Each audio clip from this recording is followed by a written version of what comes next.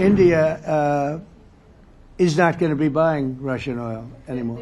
They've already de-escalated and they've more or less stopped. They bought about 38% of the oil and they won't be doing it anymore. India and Hungary? That's an interesting... India and Hungary? It's an interesting combination.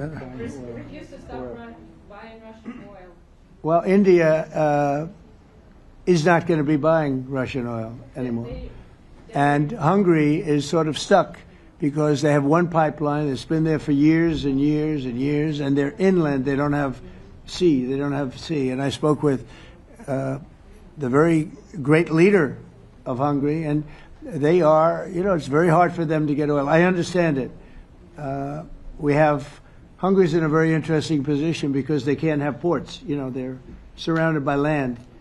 So we'll see what happens there. But India will not be buying oil from Russia.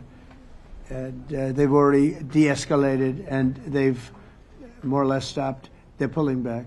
They bought about 38% of the oil and they won't be doing it anymore. Mr. President, Trump has been helping you in achieving peace in Ukraine. Who has? First Lady Melania Trump Yeah. has been helping in returning abducted Ukrainian children from Russian captivity.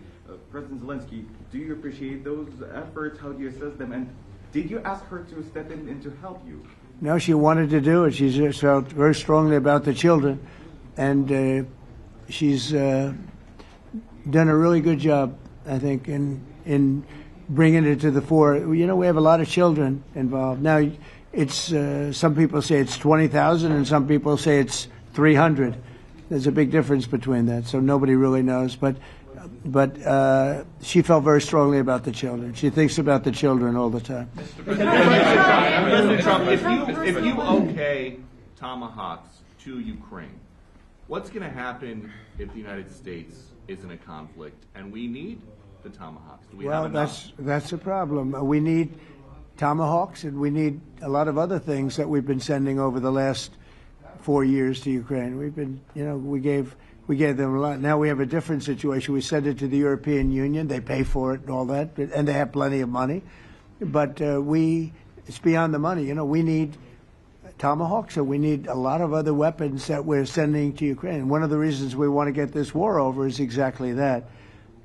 It's not easy for us to give. You're talking about massive numbers of very powerful weapons. So that's one of the things we'll be talking about. Hopefully they won't need it. Hopefully we'll be able to get the war over with without thinking about tomahawks. I think we're fairly close to that. Yeah, go ahead. President. Yeah, please. Just you to understand. So for today, of course, we want to finish this war, but the war is another technological war. You don't use just tomahawks.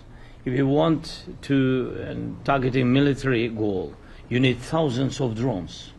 It goes together with such missiles. Ukraine has such thousands of our production drones, but we don't have tomahawks. That's why we need tomahawks. But United States is a very strong production, and the United States has tomahawks and other missiles, very strong missiles, but they can have our thousands of drones. That's why where we can work together, where we can strengthen American production.